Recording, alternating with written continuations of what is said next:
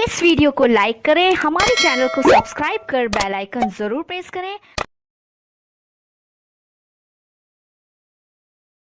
नमस्कार, मैं जिसान। स्वागत है आपके GDP news network. GDP Bharat भाग विधाता वैशाली टू ग्लोबल। बिहार राज्य की यही वैशाली जहां उगी थी प्रजातंत्र की पहली लाली, भगवान बुद्ध की कर्मभूमि, महावीर की जन्मभूमि, भिक्षुओं की तपोभूमि, आम्रपाली की रंगभूमि। तो खुशकिस्मत है हम लोग जो वैशाली में पैदा हुए हैं। हमारे साथ हमारे आज के मेहमान श्री दिनेश कुमार जी हैं। इनसे हम लोग चर्चा करेंगे, बात करेंगे कि जीडीपी कैसे बढ़ाया जाए, जीडीपी में हमारा क्या रोल हो सकता है या हमारी पंचायती राज व्यवस्था का क्या रोल हो सकता है। बहुत बहुत स्वागत है सर आपका। जी धन्यवाद। आपने सवाल जो किया उसमें आपका स्पष्ट कहना है कि जीडीपी बढ़ाने में क्या पंचायती राज व्यवस्था का योगदान हो सकता है। हम दो चीज़ बताना चाहते हैं कि पंचायती राज व्यवस्था में सरकार का जो नियम कानून बना हुआ है, उस नियम कानून के अनुसार मुखिया जी को बहुत सारा काम करना है। उनके वार्ड मेंबर को काम करना है, पंचायती राज में जो समिति है, पंचायती राज में जो सरपंच हैं, उनको बहुत सारे चीज़ों काम करना है।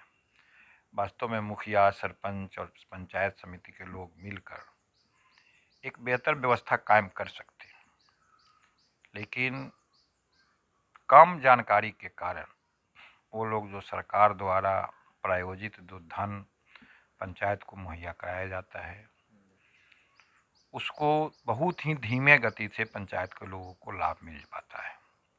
या कहीं कहीं ऐसा भी कहा जा सकता है, आरोप तो नहीं लगाना चाहिए, लेकिन मुखिया को लोग समझता है कि मुखिया जी धन कमाने के लिए ही अपने पंचायत में जब खड़ा होते हैं तो पैसा खर्चा करते हैं। तो मैं तो समझता हूँ कि अगर एक मुखिया अपनी पंचायत क्षेत्र में अगर चाहेगा तो वहाँ के ग्रामीणों को रोज़गार युक्त कर सकता है, वहाँ के बेरोजगारों को रोज़गार दे सकता है। लेकिन व्यवहार में ऐसा नहीं पाया जाता है। कोई भी मुखिया को ये जानकारी नहीं है कि हम कैसे उद्योग समिति बनाएंगे, उद्योग समिति बनाकर हम कैसे सामाजिक परिवर्तन ला सकते हैं।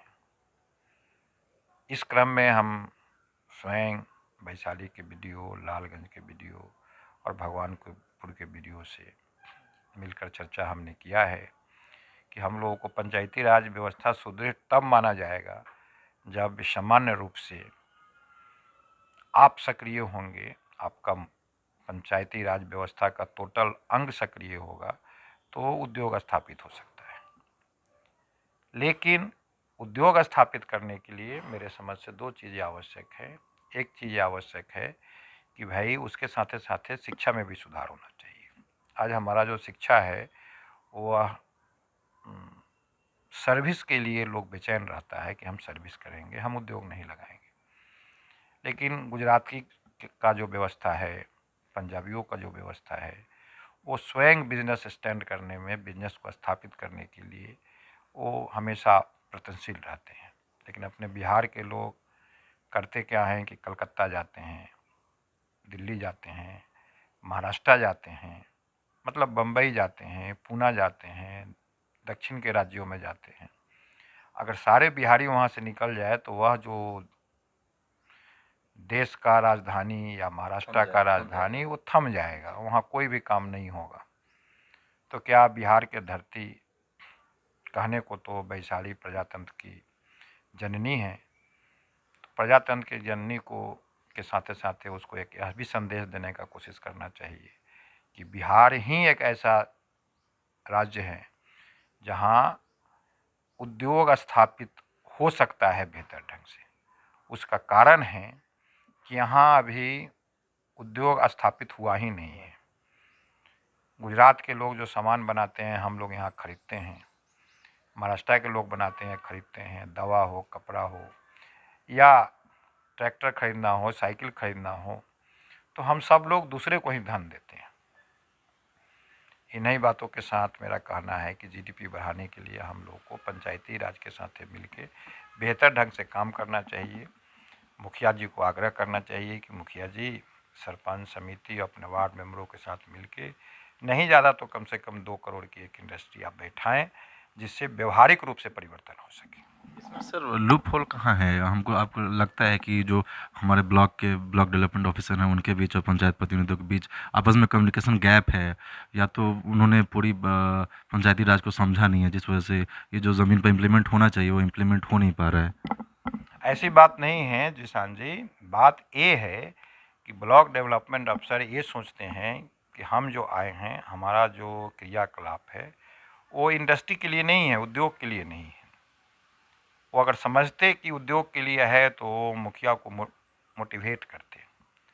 मुखिया सामान्य रूप से कम पढ़ा लिखा लोग है, कुछ लोग ज़्यादा पढ़ा लिखा लोग भी है।